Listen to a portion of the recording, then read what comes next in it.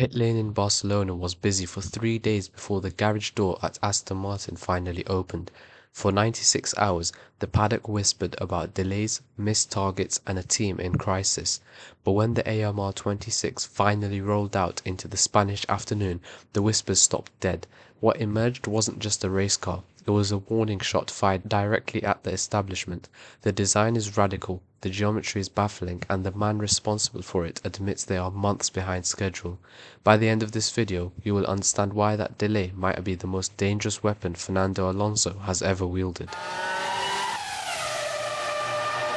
The 2026 regulations represent the single most violent reset in Formula One history. With the simultaneous overhaul of both chassis and power unit rules, the hierarchy we have known for half a decade has evaporated. In this vacuum, Aston Martin has positioned itself not merely to compete, but to conquer. They have the factory, they have the works Honda engine, and for the first time, they have Adrian Newey sitting in the team principal's chair. However, there is a fracture in this perfect picture. While rivals began their aerodynamic testing on January the 1st last year, Aston Martin's wind tunnel wasn't fully operational until April. They are playing catch-up in a race where seconds are measured in millions of dollars. But as we dissect the AMR26, you'll see that the being late to the party allowed them to bring something no one else was brave enough to build. Before we dive in, make sure you like this video and subscribe to the channel.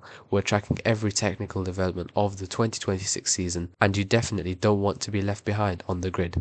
Let's get into it. Understand the machine. We must first understand the crucible in which it was forged. Time is the only resource in Formula One that cannot be purchased, and Aston Martin started the 2026 cycle in a deficit. Adrian Newey arrived at Silverstone in March 2025, a critical 3 months after rival teams had already begun firing up their wind tunnels for the new regulation set. The team-specific wind tunnel, a piece of infrastructure Newey describes as potentially the best in the world for F1 application, did not come online until mid-April. This is not a minor inconvenience. In the world of elite aerodynamics, 4 months is an eternity.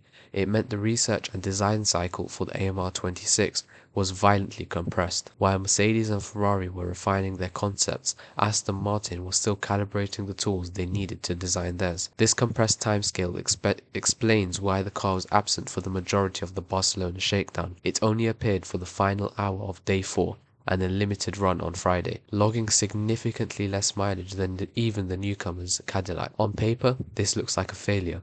It looks like a team struggling to manage the sheer magnitude of a works partnership and a new technical leadership. But to view this solely as a logistical error is to misunderstand how Adrian Newey operates. Newey has openly admitted that the team is on the back foot. He stated that the car came together at the very last minute, necessitating a frantic push just to make it to Spain. Yet this pressure cooker environment often produces diamonds. The delay forced the team to commit to a singular aerodynamic philosophy, without the luxury of hedging their bets. They had to choose a path and sprint down it. The result is not a safe, consensus-driven car designed by committee. It's a singular, aggressive vision that has already unsettled the competition. When the covers finally came off, the paddock's reaction was immediate. George Russell, a man expecting to fight for the title in his Mercedes W17, didn't mince his words. He called the Aston Martin pretty spectacular and identified it as the standout design of the preseason so far. In a sport dominated by secrecy and bluffing, such a genuine admiration from a rival is rare. The AMR26 is visually arresting because it ignores the conventional wisdom that usually governs the early days of a new regulation era. The car is tightly packaged, more so than anything previously attempted by the Silverstone outfit. This tightness is a new trademark, a ruthless shrinking of the bodywork around the mechanical internals to maximize airflow around it. It requires a brutal compromise from the mechanical designers, who must find ways to cool the car and fit the suspension within an impossibly suffocating skin. The side pods are a testament to this philosophy. They feature an extreme undercut, a sculpting choice designed to accelerate air towards the rear of the car. The intake utilizes a duckbill style, reminiscent of the dominant Red Bull lineage, but evolved for 2026. Above the driver's head, the airbox inlet is aggressively undercut to reduce the helmet buffeting, flanked by vertical fins that manage the chaotic air coming off the front of the car. But the most radical departure is found in the suspension. The front suspension features a pushrod layout with the upper wishbone mounted exceptionally high, pushing the limits of the chassis regulations. At the rear, the geometry is equally provocative. The inboard pickup points for the rear upper wishbone are mounted high, potentially even on the central rear wing pylon itself. This isn't just about absorbing bumps. This is a suspension designed purely for aerodynamics. It manipulates the platform of the car to ensure the floor is working harder than everyone else's. This is where the aggressive label comes from. Newey claims he never sets out to be aggressive, only to pursue the correct direction. But when the direction involves suspension geometries that look alien to the rest of the grid, the result is a machine that looks fast even when it's standing still. In a moment, I'll show you why the nose of the AMR26 might be the key to unlocking the 2026 regulations. But first, we need to address the elephant in the room.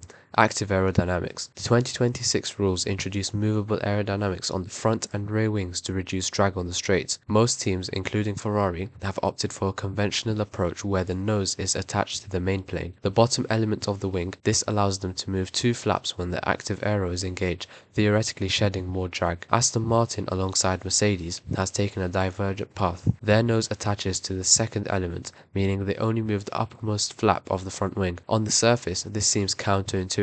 Why move one flap when you could move two? The answer likely lies in the quality of the airflow. By keeping the middle element static, Aston Martin maintains a more consistent flow structure towards the floor of the car, even when the wing is in low drag mode.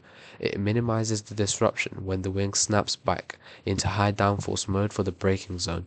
It suggests that Newey is prioritizing the stability of the underfloor aerodynamics over raw straight line speed reduction. Furthermore, this design allows for a different nose structure, shorter and higher, which feeds cleaner air to the keel and leading edge of the floor. The floor is the primary generator of performance.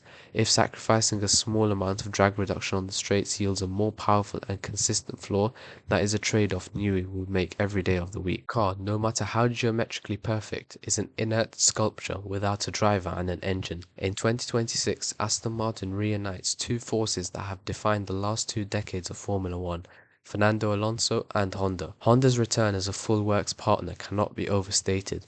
For years, Aston Martin was a customer team, purchasing engines from Mercedes. They were forced to design their chassis around a gearbox and cooling package dictated by another team. Now with Honda, the engine is designed for the car, and the car for the engine. This integration is what allowed for the tightly packaged rear end and the bespoke airbox design that caught the eye in Barcelona. This partnership is fueled by a desire for redemption. Honda, despite their recent success with Red Bull, still carries the scars of their previous departures. They are treating 2026 as a new conquest, symbolized by their rebranded H mark. And then there is Alonso. At 44 years old, he remains the grid's most relentless competitor. He has waited a decade for a machine capable of matching his talents. His reaction to the AMR26 was not just professional politeness. He noted that Newey is always teaching us something. There is a shift in the atmosphere at Silverstone. Mechanics are watching Newey in the garage, looking for the minute details he spots, the invisible flaws he wants to correct. Alonso, a man who has driven for almost every legendary designer in the sport, recognizes that this is different. Alonso and Last Stroll were the first to sample the car, and while the lap counts were low, the feedback was about potential. The car is responding, it is a platform. But here's the thing that most people miss about the low mileage in Barcelona. It wasn't a failure of reliability, it was a symptom of ambition. Aston Martin has taken a gamble that would terrify a lesser team. They have sacrificed track time for design time and stability for radical geometry.